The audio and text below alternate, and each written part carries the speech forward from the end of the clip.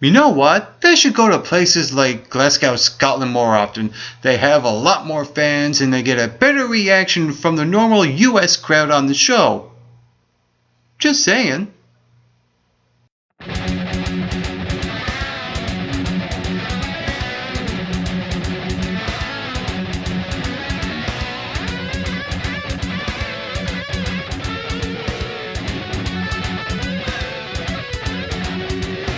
Now, normally, when I'm watching an episode of TNA Impact, I like structure, something that has really good flow and it works all well out in the end. And to me, it just was a little off, not by much.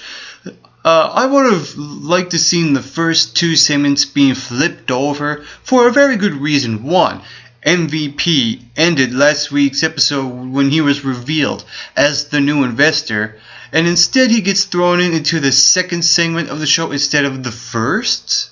So to me, in that sense, it was a little off and have the match between Eric Young and Abyss come second, so that by the time we get to the end, you end it with MVP and the Dixie Carter Summit.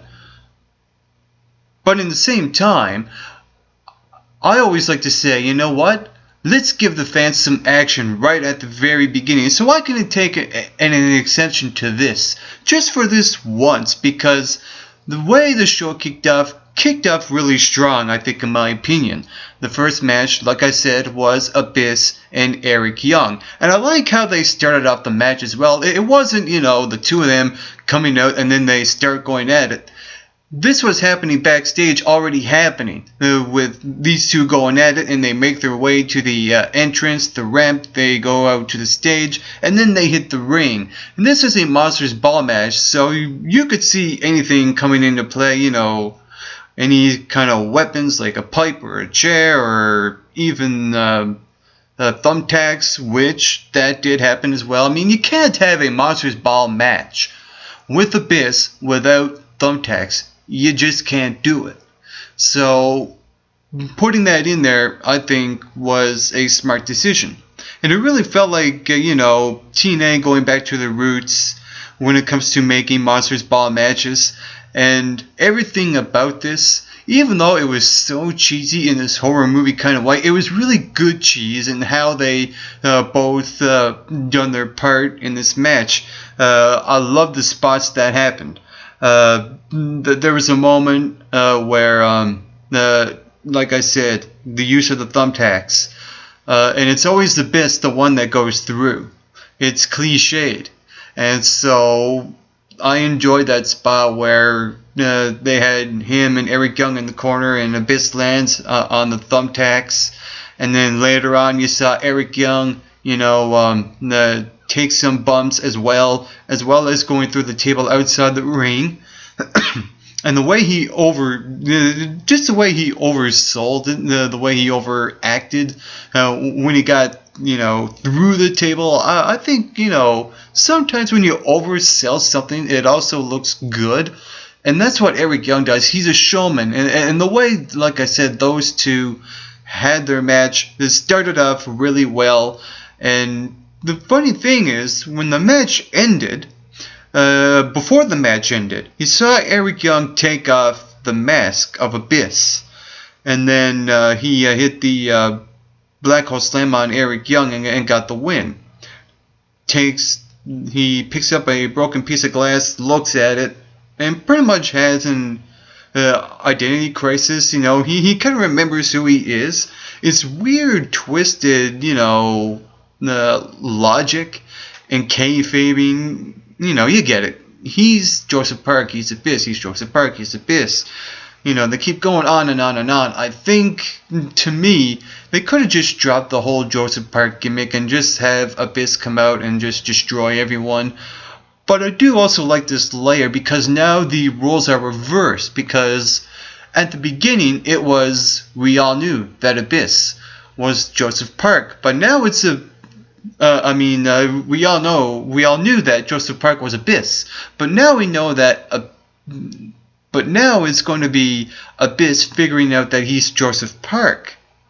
that's going to be a little interesting, but I think to me it's not really necessary because, you know, the whole Joseph Park character really ran its course. It played out, it's fizzled out, so why continue with it? That's just what I think, in my opinion. The second thing that happened on the show, and like I said, you know, you end the show with MVP, the one that was revealed as the new investor, and you have him come in second. He comes out, he cuts his promo, and to me, this promo I think was really great in how it felt real and how he shooted on a certain someone as well. He was almost like he was talking about Vince McMahon and how he was going on and on about you know, having consequences, having actions, and how egotistical some leaders are, some owners are, stuff like that, etc., etc. And basically, when he started this promo, you know, he was talking about where he's been, how he's been living life, and his little backstory about his troubled life, and how he talks about, like I said, having consequences, actions having consequences, and stuff like that, and how he wants to see change when it comes to the management aspect of it, how TNA how it's being mismanaged, and the fan base as well, the international fan base, and the rest of the locker room. I could see a scenario where MVP brings back superstars that Dixie Carter done wrong. That would be a great story. You know, guys like Sting, Jeff Hardy, AJ Styles, things like that, you know, could play out. I don't know, it may be unlikely that Sting might come back, but guys like AJ Styles and Jeff Hardy, absolutely for sure, are two guys that MVP could bring back, you know, when it comes to developing this new investor storyline, and seeing the future of TNA and what TNA should be doing, and how they shouldn't treat the guys in the locker room now like idiots, like how some people run their business, like Dixie Carter. And what happened was he got Rockstar Spud come out and basically interrupting and telling him what Dixie Carter is going to tell him later on about how Dixie Carter treats the locker room like gold, and even though we know that she don't, you know, it was really funny how it played out with Rockstar Spud and MVP. I thought those two had great chemistry together. Their dialogue was really funny, and, you know, it sparked a little interest as well. I like when a new leader comes in on TNA, they're already, you know, embedded in a dialogue scene with the guy of the opposite, you know, the face and the heel aspect.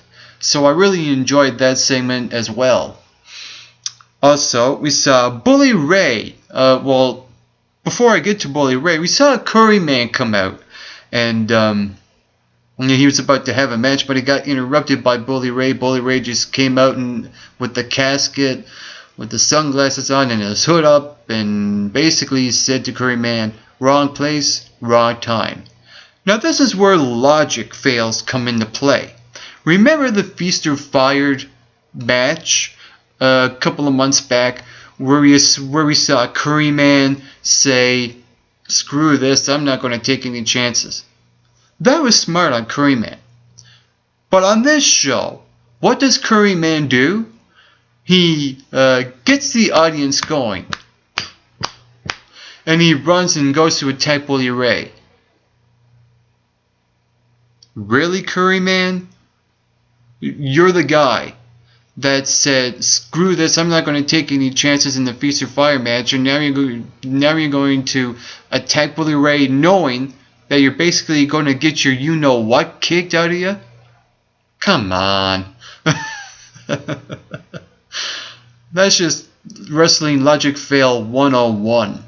And basically what happened was that Bully Ray just destroyed Curry Man, cleaned house, put him in a casket, and cut a promo and basically said, "I'm going to hurt you, Anderson." And to me, this whole Bully Ray and Anderson thing just has played out. There's no need to continue it, so why bother continuing with this rivalry when we know that Bully Ray really should take some time off? Moving on to another thing that happened. We saw a lot of backstage segments. And with that being said, there was one with Dixie Carter talking to Magnus, how he was worried about facing Kurt Angle because MVP earlier on made the match between Samoa Joe and Samoa Joe and Bobby Roode to be the number one contender for the World Heavyweight Championship. So that's interesting. So Bully Ray has to go through a tag team match first, and now Bobby Roode. Interesting. So with that being said, what happened was that Magnus was pretty much worried about him facing Kurt Angle non-title. Why are you worried? Your title's not on the line. You're making your champion look weak, and I'll get to that later on when he has his match against Kurt Angle. And then also we saw EC3 come in and basically try to get Dixie Carter his attention, but Dixie Carter kind of brushed him off because the new investor is about to come in. We're going to have some sort of meeting, so you could tell that EC3 is going to be ticked off and he's going to take it out on someone. You could see this coming. So I'll get to that later on this review. We also saw Austin Aries and come out, and he cut a promo where he talked about how he cashed in his X Division Championship for a World Heavyweight Championship match. He was the guy that created Option C, and he basically said he's going to do it again until he got interrupted by the bromance. And I like the little things. I like the things that he says when people come out. He said, "Are you lost?" Little things like that. I thought it was really funny when Austin Aries was talking. When the bromance came out, doing a little fist pumping thing, and Austin Aries just said, "Are you lost? Do you know where you are?" And then this was basically the ambush of Zema Ion attacking Austin Aries from behind, and tries to cash in his briefcase, the X Division Championship briefcase, only to have Austin Aries come out of it and win on Zema Ion. And I like the unpredictability factor. This was a case of what happened between John Cena and Damien Sandow, where you had that unpredictability factor, where someone cashes in their case for a championship match and they end up losing. And basically, I like this. To me, this was smart booking. And there was something Austin Aries mentioned earlier in his promo where he said, "The title does not make the man makes the title." And that was so true, I think, because it is the guy that makes the champion look credible. And that's what Austin Aries did. He looks, after that segment, he looked strong. And if Zema Ion were to win the X Division Championship, where would he go from there? Based on how TNA has been booking Zema Ion as the guy who's the DJ for the bromance. He hasn't really wrestled any matches since he came back. And to have him win the X Division Championship, I think, would be the wrong decision. So I think it was smart on the part of TNA for Austin Aries to come out strong to retain the championship. And I also like Zema Ion's DDT. That is sick. That is absolutely incredible. And the way that match was done, it was really well made. I like how Zema Ion was, in a hurry to try to pin Austin Aries to be the champion, and Austin Aries keeps kicking out, and he went for the sick DDT, which was incredible, and then Austin Aries came back from it and hits the brainbuster. 1, 2, 3. Like I said, that was smart on the part of TNA, how they booked that match.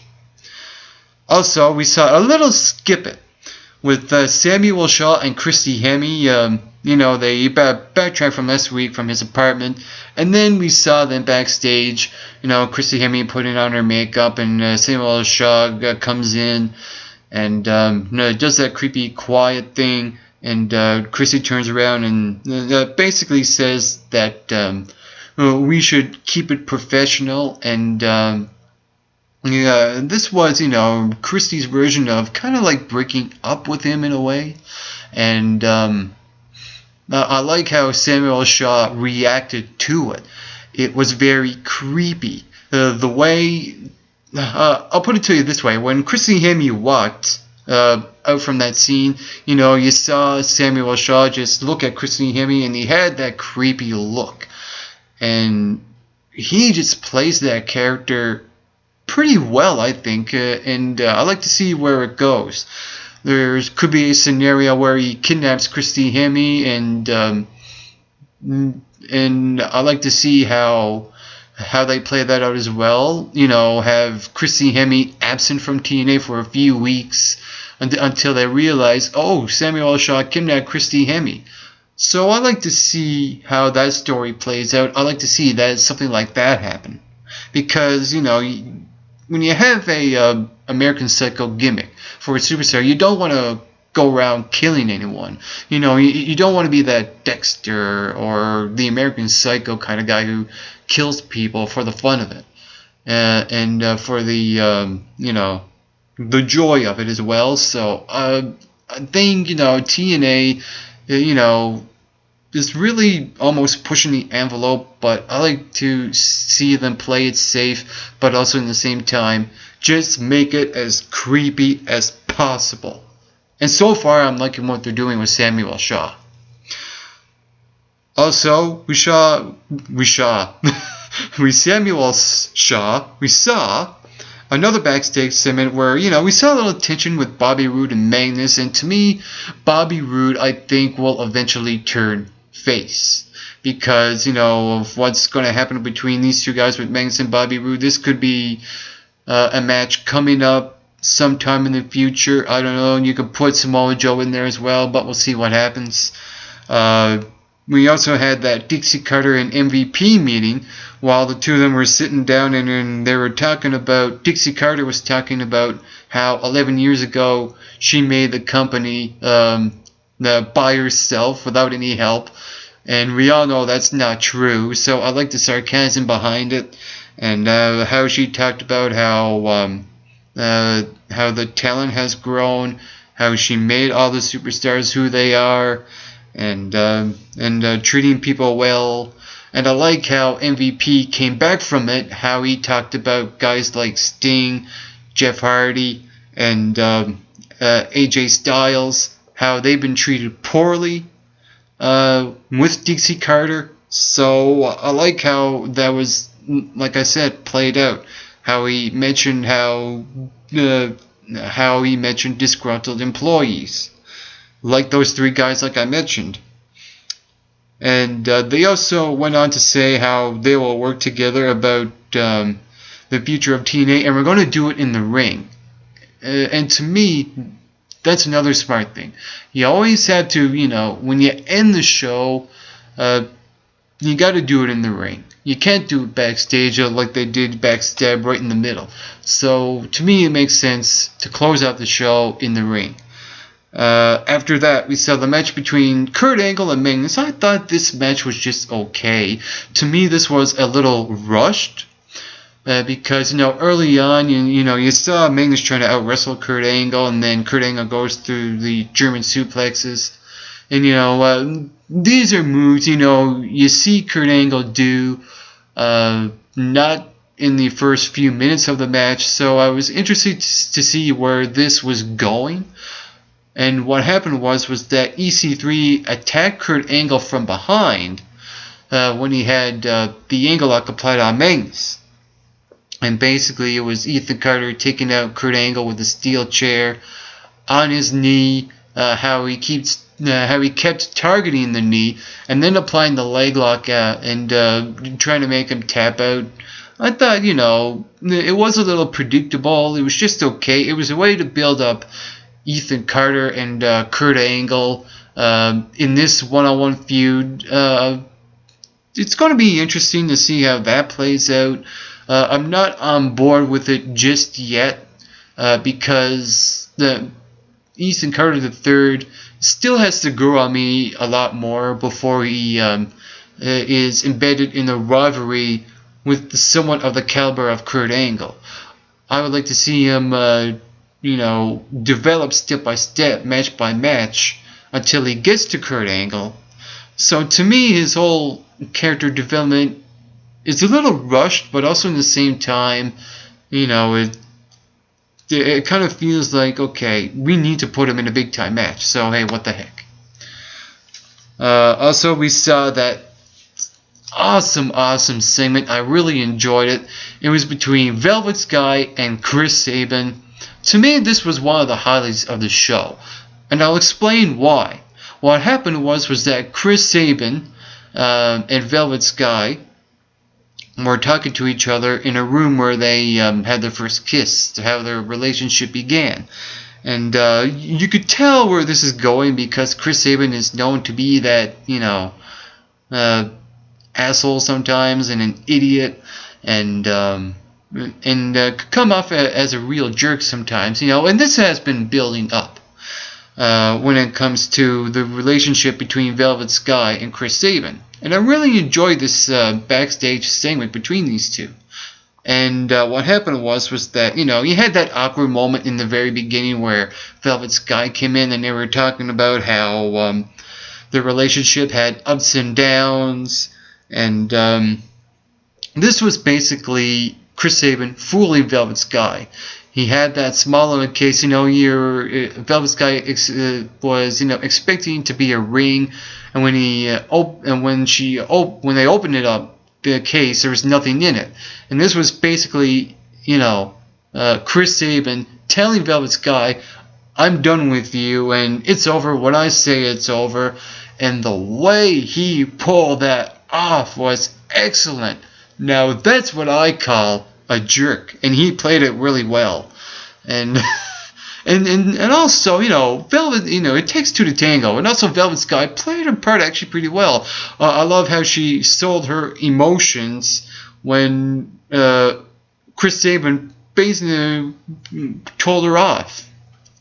And to me, when you have two people in a real relationship, have them, do this segment in the storyline, you have something. And I think those two really felt comfortable because they are a real couple. So they, came across as great actors, I thought, throughout that soap opera segment. So I thought that, to me, that was one of the highlights of the show.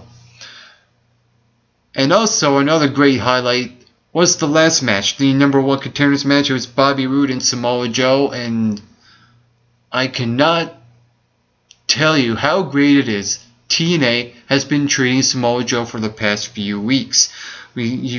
Before this match happened, you saw that moment where he saw Kurt Angle on the stretcher after what Ethan Carter did to him, and basically went up to the camera, straight on his face. And he basically tore off Dixie Carter and said that you will go down. This is a war. You will lose. And the way he was speaking was excellent. Loved it. And I love how they've been treating Samoa Joe on TNA. Being shown as that dominant, unstoppable, big guy that you're just not going to get through. He's a tank. You're not going to go through him. And that's how TNA should be building up Samoa Joe. He looks very strong going into the match with Bobby Roode. What happened was that, throughout the match, you saw, great wrestling, I thought. The psychology of it was excellent. And their chemistry, to me, worked well together. And like I said, after the match, to me, like I said before, Bobby Roode is going to turn face eventually. And I see this happening from a mile away. It may not happen yet, but somewhere down the line, I think that TNA is going to reboot Bobby Roode and give him a new, fresh start. When it comes to putting him back into the TNA World Heavyweight Championship, that would be great. And I'm going to go back to that the segment with Kurt Angle and Magnus. Basically, after that whole thing, TNA, again, treats Magnus like a BI Trans-Canada Highway. And not only that, they treat him like an afterthought. I mean, it's one thing to make your champion look weak. You have that whole thing with Kurt Angle and Ethan Carter III, which was all well and good. It was just okay how that was played out. But it ended that way, and they just pushed the champion to the side and made him like an afterthought. Good job, TNA. Good job for treating your champion like gold. You make him look weak and you make him look like an afterthought. Ridiculous. And now it's up to the main event, the final segment on the show. It was the summit of Dixie Carter and MVP. What happened was that Dixie Carter came to the ring. She introduces MVP, and you see Rockstar Spud all giddy and happy, and he's playing his part pretty well. And I like how last week it was all Rockstar Spud. He was very charismatic last week, and I like how he held back a little because, you can't have too much of a good thing.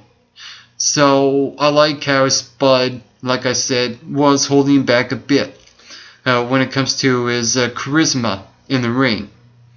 What happened was that MVP came out, and Dixie Carter was talking talking really high about Magnus and how he's the first English-born world champion in history and stuff like that, and basically also as well, Dixie Carter was telling MVP that all the superstars in the locker room follow her lead and they could be very successful. And the two parties really agree that change needs to be made, but they also agree to disagree as well. And this was basically MVP chewing out Dixie Carter of what she's been doing, how she's abusing her power, and that it basically telling her the party is over. The only little thing I would have rather seen is that I would have liked to see MVP just fire Dixie Carter. That's what I'd like to see where that was heading. I was hoping for MVP to do something with Dixie Carter, have her be fired or have her suspended or expelled or whatever, and something like that. To me, I didn't get that, and I was hoping I would get that. And for some reason, they just didn't go that route. I really don't know why. I guess it's because they want to continue this thing with Dixie Carter and MVP, how MVP was speaking the truth at the very beginning about what Dixie Carter has been doing, and other people like Vince McMahon, you can put him in that category as well. And I think overall, to me, this was a really good show of TNA. Yes, there was a lot of talking throughout this entire episode. There was a lot more talking than wrestling. I think there was only 4 matches that happened on this episode, and a lot of it was backstage segments and talking and dialogues and monologues. So it wasn't really a well-balanced episode, but it still managed to really entertain me and really get me excited from segment to segment to segment. And that was my review of last night's episode of TNA. And if you saw it, what did you think about it? Comment below and let me know. And while you're at it, you can also hit that fancy subscribe button down below. And you can also rate and comment, subscribe on this video. You can also follow MRB Wrestling Reviews on Twitter. As well, you can like us on Facebook. And to a final message to all you viewers watching, get plenty of rest. And always do your best.